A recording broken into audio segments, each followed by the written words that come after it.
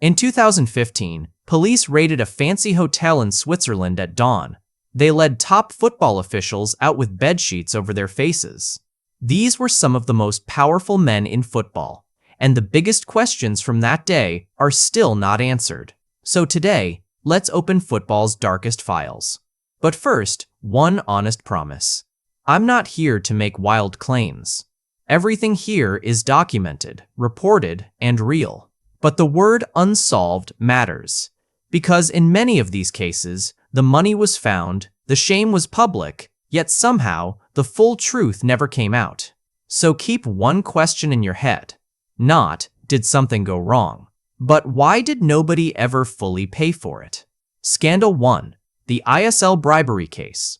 In the 1990s, a marketing company called ISL handled the World Cup's TV and sponsorship deals.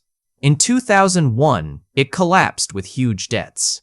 And when investigators dug into the wreckage, they found something ugly. ISL had been secretly paying bribes to top football officials for years in exchange for those valuable contracts. Here's the shocking part. Two of the biggest names in the sport were caught taking this money. A former FIFA president, João Havelange, and a powerful Brazilian official, Ricardo Teixeira.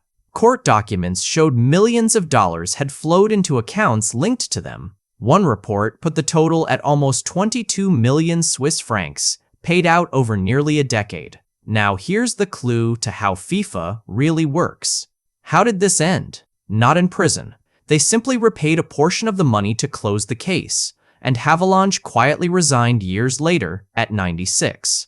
And here's the detail that says everything. At the time those payments were made, taking this kind of bribe wasn't even a crime in Switzerland. So the system wasn't just broken, it was legally protected. Remember that pattern. Scandal 2. The Caribbean Football Union scandal. This one is wild. In 2011, a Qatari official named Mohammed bin Hammam wanted to become FIFA president and beat Sepp Blatter. So he flew to a meeting of Caribbean officials in Trinidad. Whistleblowers later revealed what happened next. Officials sat through his pitch, then lined up outside a room to collect a gift.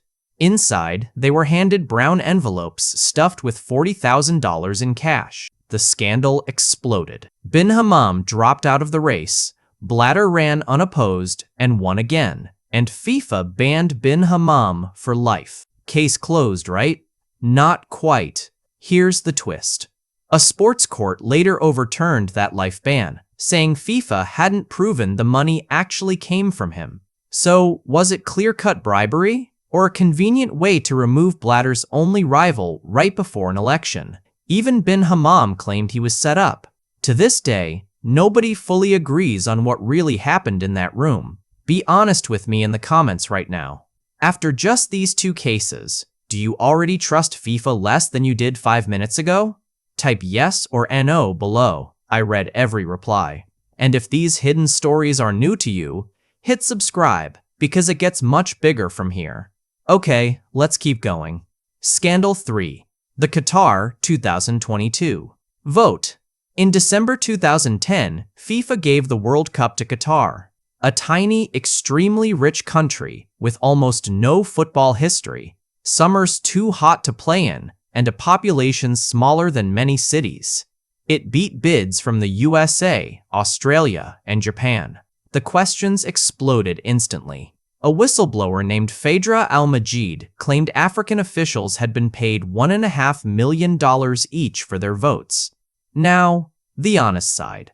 Qatar has always strongly denied wrongdoing, and FIFA's own investigation cleared them. But here's the twist that keeps this file open. The American lawyer who led that investigation, Michael Garcia, rejected FIFA's public summary of his own report. He said it contained incomplete and erroneous representations of the facts. The investigator himself said FIFA's version was misleading. He was so angry, he resigned. That gap is exactly why this scandal never truly closed. And there's more. Leaked documents reported that Qatar's state broadcaster, Al Jazeera, secretly offered FIFA a huge sum for TV rights, with a large bonus promised only if Qatar actually won the vote. Qatar and FIFA point to the report that cleared the bid. But to many fans, a secret bonus tied directly to winning simply looks wrong. Clean on paper, murky underneath. Scandal 4. The FIFAgate. Dawn Raid. This is the 2015 morning we started with, and here's the clue most people miss. It wasn't football that cleaned up football. It was the American FBI, the US Department of Justice, not FIFA, charged officials with taking around $150 million in bribes over 2 decades. Swiss police arrested them in that Zurich hotel. FIFA had let this rot grow for 20 years and did nothing. It took police from another country to finally act. The Department of Justice called the corruption rampant, systemic, and deep-rooted, and more than 24 officials were caught up in it. This was not one bad apple. It was a whole rotten orchard. And the shock? Many of these men had sat at the top of the game for years, shaking hands and smiling for cameras and pocketing millions. Scandal 5. The Jack Warner Affair. Warner ran football across North and Central America for decades and was a FIFA vice president. His documented misconduct spans years. Here's one clear example. In 2006, when Trinidad and Tobago reached the World Cup, Warner's own family travel agency took control of the tickets meant for their fans. An audit showed his family profited by over $900,000. So what did FIFA do? Here's the clue. They expressed disapproval. That was it. He kept his job. A senior official's family pocketed nearly $1 million, and the punishment was a stern word. That's the culture we're dealing with. Warner was only truly stopped years later, when foreign prosecutors, not FIFA, finally came after him. And running through all of this is one man, Sepp Blatter, president for 17 years. Here's the strangest part. Through scandal after scandal, Blatter was never personally convicted of criminal corruption. He was eventually banned for ethics violations, but the big crime never stuck.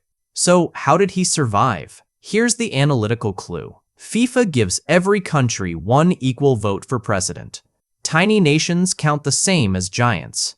So Blatter sent development money to small, poor football nations, and in return, they loyally voted for him, again and again. He didn't need the big countries.